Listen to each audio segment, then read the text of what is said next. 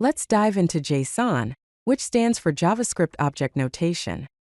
It's a lightweight data interchange format, meaning it's a simple way to send data between different systems or applications. It is language independent. This means that JSON can be used with almost any programming language. One of the biggest benefits of JSON is that it's easy for humans to read and write, as well as for machines to parse and generate. This makes it very versatile.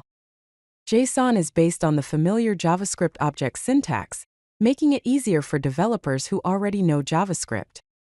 On the right side is an example of a JSON object, which contains key value pairs such as name, age, email, a Boolean value of is active, and an array of hobbies. Now, let's explore the various data types that JSON supports. First, we have string, which is simply text enclosed in double quotes. Then there is number, which can be any integer or floating point value. Boolean values are either true or false. An object is a collection of key value pairs. An array is an ordered list of values, and finally, null represents an empty or unknown value. On the right, you will see an example of a JSON object with different data types. The string is hello world. The number is 42.5, the Boolean is true, the object has a key value pair, the array has a number, a string, and a Boolean value, and the nullable value is null. It's important to understand the differences between JSON and JavaScript objects. On the left, you see a valid JSON object. In JSON, all keys must be enclosed in double quotes. Functions are not allowed, comments are not allowed, and no trailing commas are allowed. On the right, you see a JavaScript object. In JavaScript objects, keys do not need to be enclosed in quotes. Single or double quotes are allowed, methods or functions are allowed, comments are allowed, and trailing commas are okay. These key differences are very important to understand when working with JSON and JavaScript. Parsing JSON is the process of converting a JSON string into a usable JavaScript object. This is done using the JSON.parse method. This method takes a JSON string as input and returns a JavaScript object. On the left, we show an example of parsing a simple JSON string into a JavaScript object. It is crucial to use a try-catch block when parsing JSON because JSON parsing can cause errors, especially if the string is not valid. On the right, there is an example of how to use a try-catch block in a safe JSON parsing function which will handle potential errors and prevent your program from crashing. Now, let's explore the process of converting a JavaScript object to a JSON string using JSON.stringify. This method takes a JavaScript value as input and returns its JSON string representation. There are optional parameters like replacer and space. The replacer allows you to filter or transform values during the stringification process, and space allows you to control the indentation of the output string. Also, some JavaScript features like undefined, functions, symbols are not included in the stringified output. Furthermore, JSON.stringify will throw an error for circular references. On the right, you can see some examples of how to use JSON.stringify. The basic variable shows a stringified version of the data object.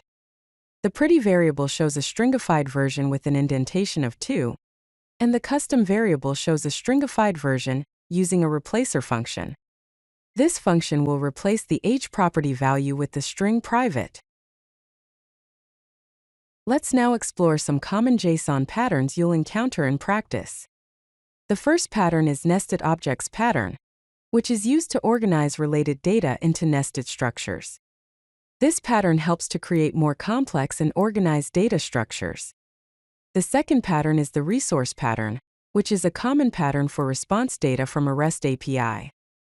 The third pattern is collection pattern, which is used for managing arrays of related objects.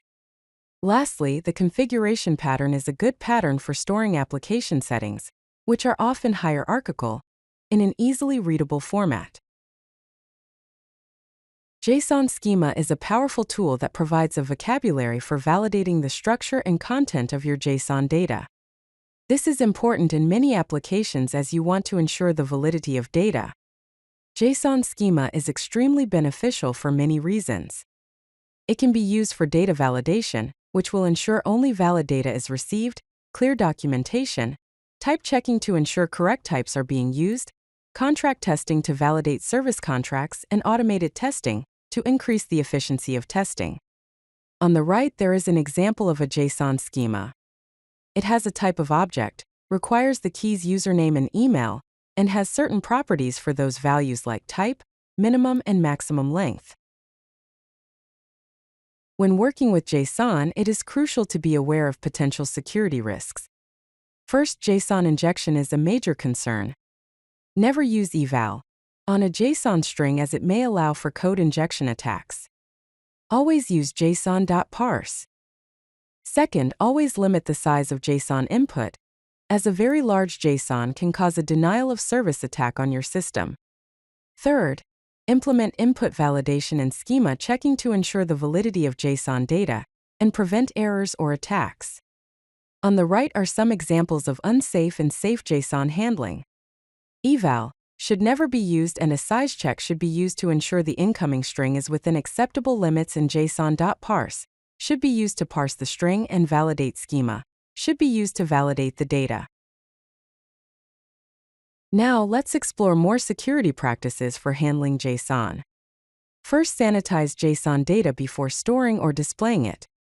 This removes potentially dangerous content.